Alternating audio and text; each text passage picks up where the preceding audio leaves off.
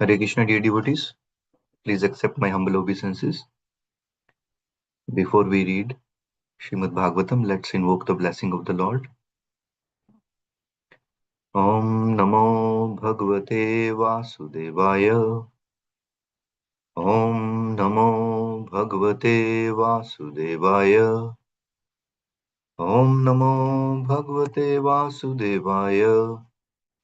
Om Ajnanatimirandasya Jnananjanashalakaya Chakshurunmilitam Yena Tasmai Shri Gurve Namah वाञ्छाकल्पतरुभ्यश्च कृपासिन्धुभ्येव च पतितानां पावनेभ्यो वैष्णवेभ्यो नमो नमः। ईश्वरः परमा कृष्णः सच्चिदानन्दविग्रहः अनादिरादिर्गोविन्दः सर्वकारणकारणम्। जय श्री कृष्ण चैतन्य प्रभु नित्यानंद श्री अद्वैता गदाधर श्रीवासदि गौर भक्तवृंद। हरे कृष्ण कृष्ण कृष्ण हरे हरे, हरे Ram Ram Ram Hare Hare. Let me share my screen.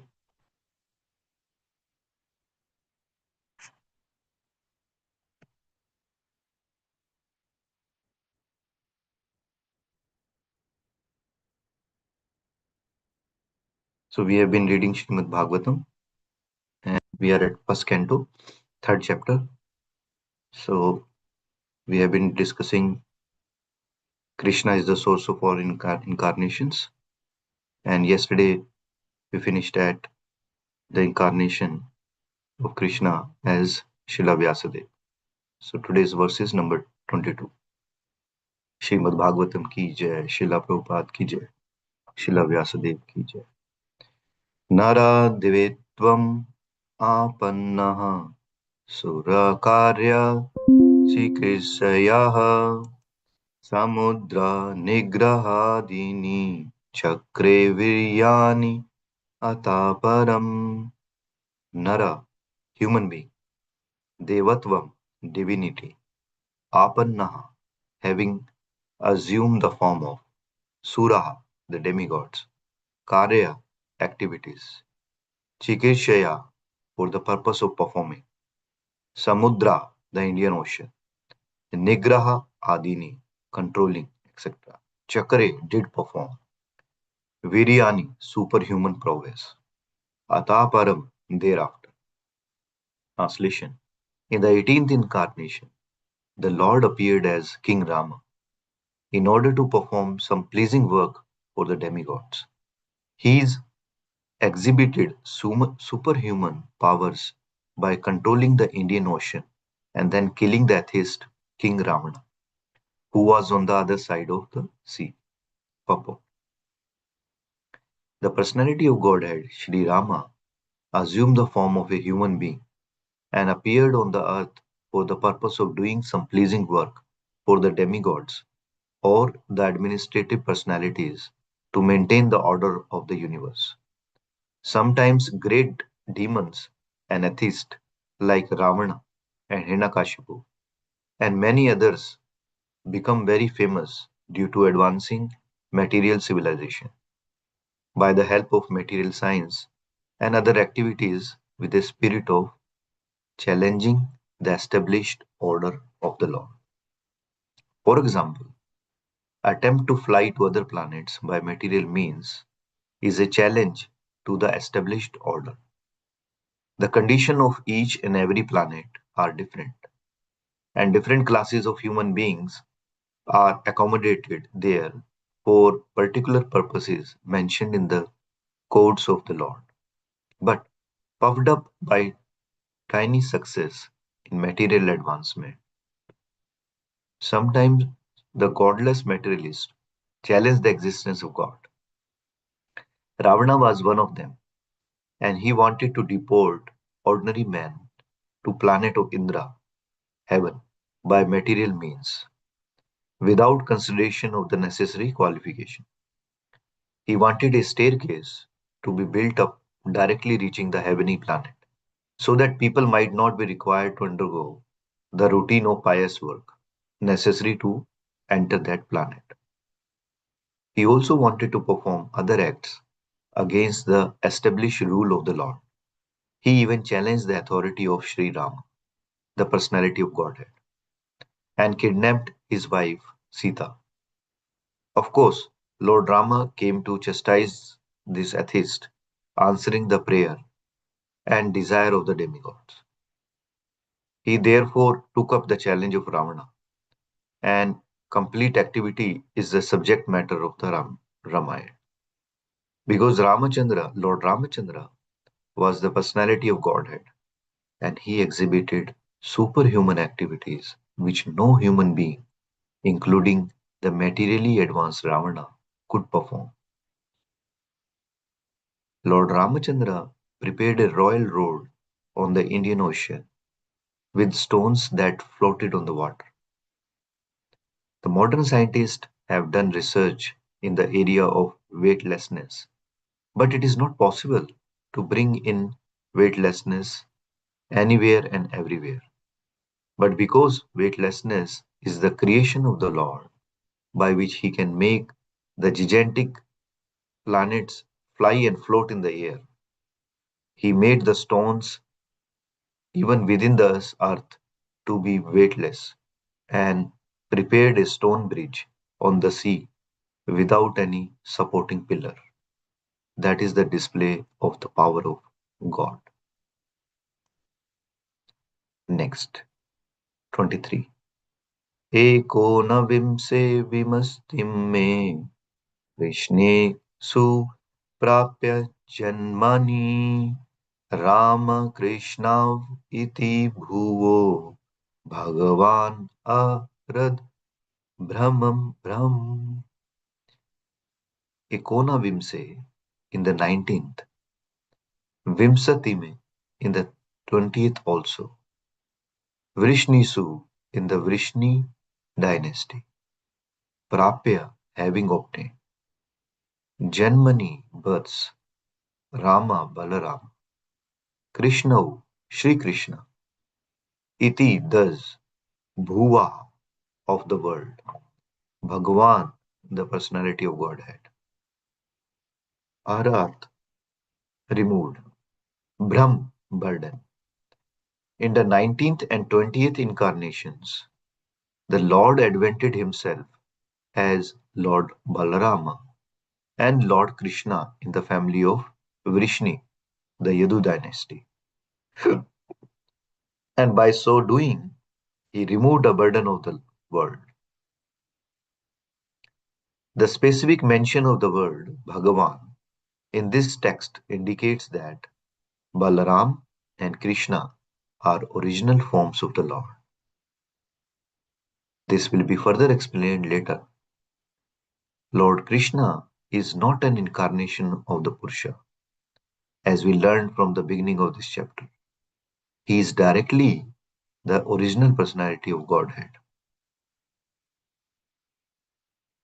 And Balaram is the first plenary manifestation of the Lord. From Baladeva, the first flanks of plenary expansions, Vasudeva, Sankarshan, Aniruddha, and Pradyumna expands. Lord Shri Krishna is Vasudeva and Baladeva is Sankarshan. Next, 24. तथा कलौ सम्प्रवर्तते संहोयासुरद्वीषां बुद्धो नाम्नाञ्जनसूतः इकत्सेषु भविष्यति. तथा, thereafter, Kalau, the age of Kali, Sampravartate, having ensued, Sammoha, yeah, for the purpose of deluding, Sura, the atheist, Dvisham, those who are envious, Buddha, Lord Buddha, Namna, of the name, Anjana Suta, whose mother was Anjana, Kikateshu, in the province of Gaya, Bihar, Bhavishyati, will take place. Translation. Then, in the beginning of Kali Yuga, the Lord will appear as Lord Buddha, the son of Anjana, in the province of Gaya, just for the purpose of deluding those who are envious of the faithful theist. Lord Buddha, a powerful incarnation of the personality of Godhead, appeared in the province of Gaya, Bihar, as the son of Anjana, and he preached his own conception of non-violence and deprecated even the animal sacrifice sanctioned in the Vedas. At the time when Lord Buddha appeared, people in general were atheistic and preferred animal flesh to anything else. On the plea of Vedic sacrifice, every place was practically turned into slaughterhouse, and killing was indulged in unrestrictedly. Lord Buddha preached non-violence, taking pity on the poor animals. He preached that he did not believe in the tenets of Vedas and stressed the adverse psychological effects incurred by animal killing. Less intelligent men of age of Kali, who had no faith in God, followed his principle, and for the time being they were trained in moral discipline and non-violence. The preliminary steps for proceeding further on the path of God realization. He deluded the atheist because such atheists who followed his principle did not believe in God, but they kept their absolute faith in Lord Buddha, who himself was in the incarnation of God. Thus, the faithless people were made to believe in God in the form of Lord Buddha. That was the mercy of Lord Buddha. He made the faithless faithful to him. Killing of animal, Killing of animals before the advent of Lord Buddha was the most prominent feature of the society. People claimed that these were Vedic sacrifices. When are not accepted through authoritative discipline succession, the casual readers of the Vedas are misled by the flowery language of that system of knowledge.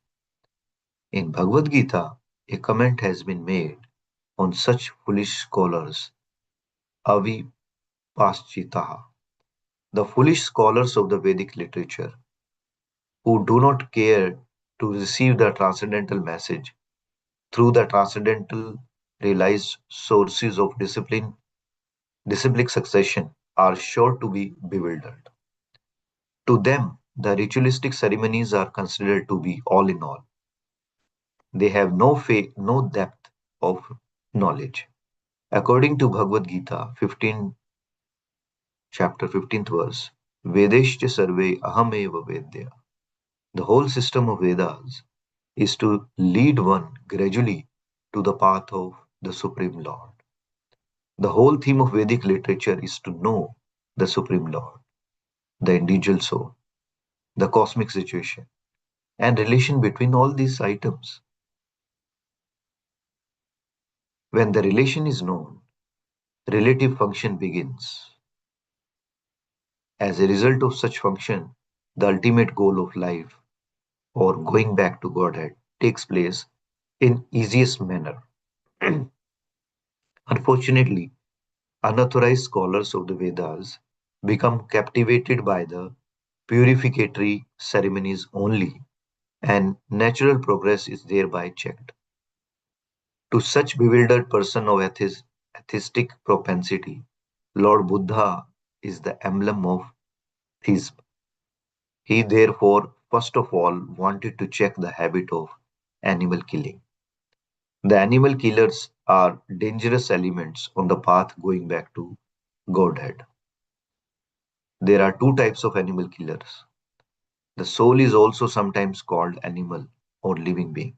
Therefore, both slaughterer of animals and those who have lost their identity of soul are animal killers.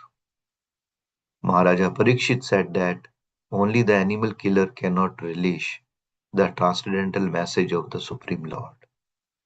Therefore, if people are to be educated on the path of Godhead, they must be taught first and foremost to stop the process of animal killing, as above mentioned. It is nonsensical to say that animal killing has nothing to do with spiritual realization.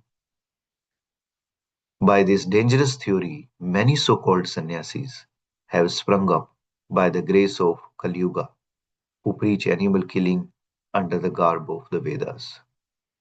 The subject matter has already been discussed in the conversation between Lord Chaitanya and Maulana Chand Kazi Sahib.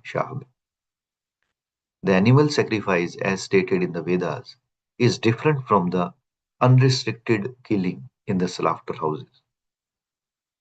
Because the Asuras, or so called scholars of Vedic literatures, put forward the evidence of animal killing in the Vedas, Lord Buddha superficially denied the authority of the Vedas. This rejection of Vedas by Lord Buddha was adopted in order to save people from the vice of animal killing, as well as to save the poor animals from the slaughtering process of their big brothers, who clamor for universal brotherhood, peace, justice, and equity. There is no justice when there is animal killing. Lord Buddha wanted to stop it completely, and therefore his cult of Ahimsa was propagated not only in India but also outside the country.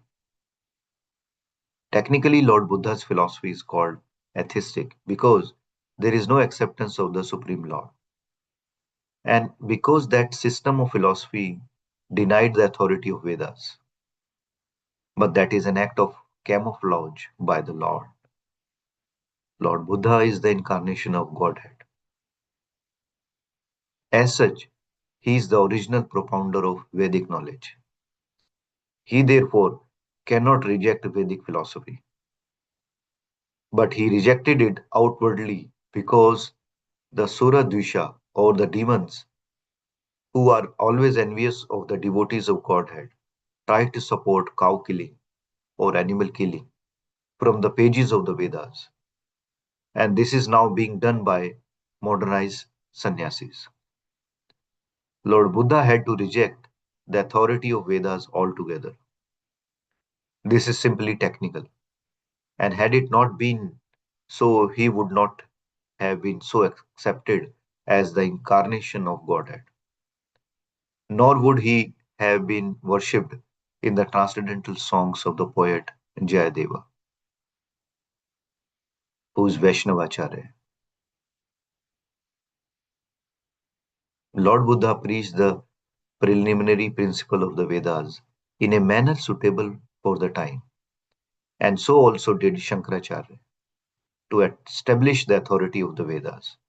Therefore, both Lord Buddha and Acharya Shankara paved the path of theism, and Vaishnava Acharyas, specifically Lord Sri Chaitanya Mahaprabhu, led the people on the path towards the realization of going back to Godhead.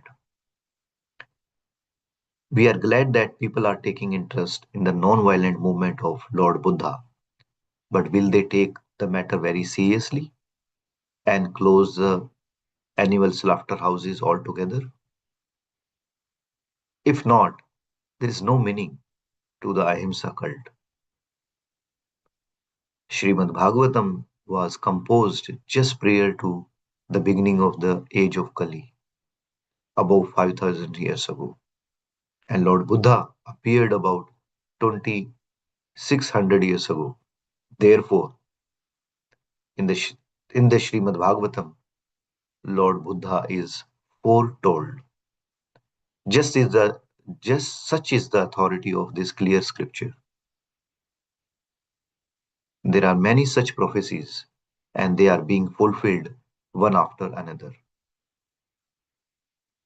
This will indicate the positive standing of Srimad Bhagavatam, which is without any trace of mistake, illusion, cheating, and imperfection, which are four flaws of the all conditioned souls. The liberated souls are above these flaws, therefore, they can see and foretell things which are to take place on distant future dates. Next, 25th. अथासौ युग सन्ध्यायां दस्यु प्रायेषु राजसौ जानीता विष्णयससो नाम्ना कल्किर्जगत्पतिः. Atha, thereafter, Asau, the same Lord. Yuga Sandhyayam, at the conjunction of the Yugas. Dasyu, plunders. Prayeshu, almost all. Rajasu, the governing personalities.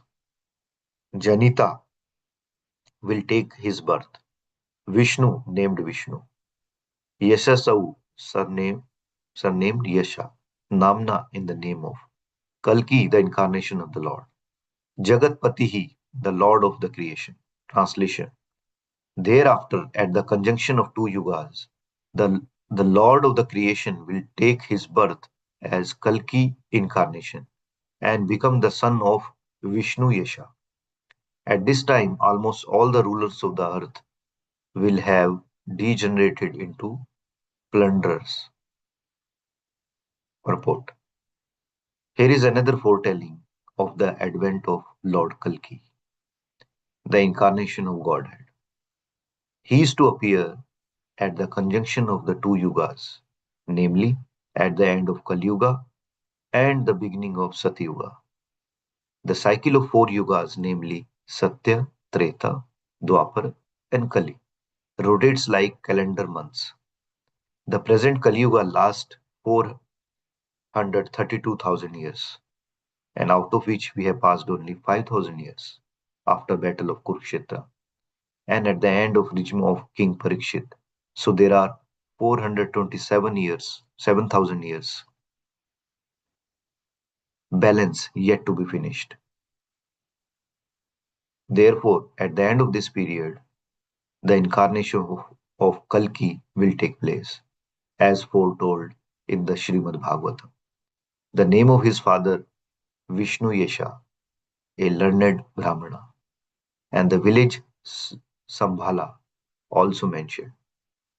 As above mentioned, all these foretelling will prove to be factual in chronological order.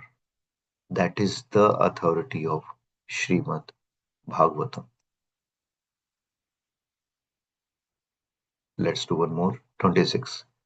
Avtara heya asankheya hare sattva nidhirdijah yatha vidasi na kulyaha sarasa syu sa hashrasaha. Avtaraha, incarnation. He is certainly. Asankhyaha, innumerable. Harehe, of Hari, the Lord. Sattva nidhehe, of the ocean of goodness. Dvijaha, Brahmanas. Yathaha, as it is. Avidasinaha, inexhaustible. Kulyaha, rivulets. Sarasaha, of vast lakes. Sihu, are. Saharshaha, thousands of. O Brahmanas, the incarnation of the Lords are innumerable, like rivulets flowing from inexhaustible sources of water. The list of incarnations or personality of Godhead given herein is not complete. It is only a partial view of all the incarnation. There are many other incarnations such as Sri Hayagriva, Hari, Hamsa, Prashnigarbha, Vibhu, Satyasena, Vaikuntha, Sarvabhauma, Vishwaksena, Dharmasetu, Sudhama, Yogeshwara, Brahadbhanu, and other of the bygone ages. Shri Prahlad Maharaj said in his prayer, quote, My Lord, you manifest as many incarnations as there are species of life, namely the aquatics, the vegetables, the reptiles, the birds, the beast, man, the demigods, etc., just for the maintenance of the faithful and the annihilation of the unfaithful. Hare Krishna. You advent yourself in this way in accordance with the necessity of the different yugas. In Kali Yugas, you have incarnated garbed as a devotee. This incarnation of the Lord in the Kali Yuga is Lord Chaitanya Mahaprabhu. There are many other places, both in the Bhagavatam and other scriptures, in which the incarnation of the Lord as Sri Chaitanya Mahaprabhu is explicitly mentioned. In Brahma Samhita also, it is said indirectly that although there are many incarnations of the Lord, such as Rama, Narasimha, Varaha, Matsya, Kurma, and many others, the Lord Himself sometimes incarnates in person. Lord Krishna and Lord Sri Chaitanya Mahaprabhu are not, therefore, incarnations but the original source of all other incarnations. This will be clearly explained in the next shloka. So the Lord is inexhaustible source for innumerable incarnations, which are not always mentioned. But such incarnations are distinguished by specific extraordinary feats, which are impossible to be performed by any living beings. That is the general test to identify an incarnation of the Lord, directly and indirectly empowered. Some incarnations mentioned above are almost plenary portions. For instance, the Kumaras are empowered with transcendental knowledge. Sri Narada is empowered with devotional service, and Maharaja Prithu is an empowered incarnation with the executive function. The Matsya incarnation is directly a plenary portion. So the innumerable incarnation of the Lord are manifested all over the universes constantly without cessation as water flows constantly from waterfalls. So we'll stop here and tomorrow will be verse 27. We'll stop here. Anybody has any question, correction, chastisement, any realization?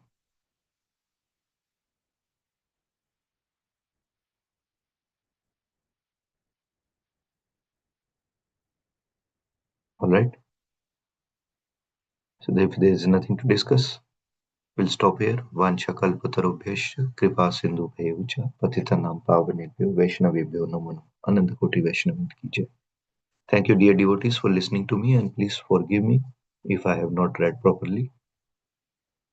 So we'll stop here and continue chanting. Srimad Bhagavatam ki jai, Srila Prabhupada ki jai, Srila Vyasadeva ki jai.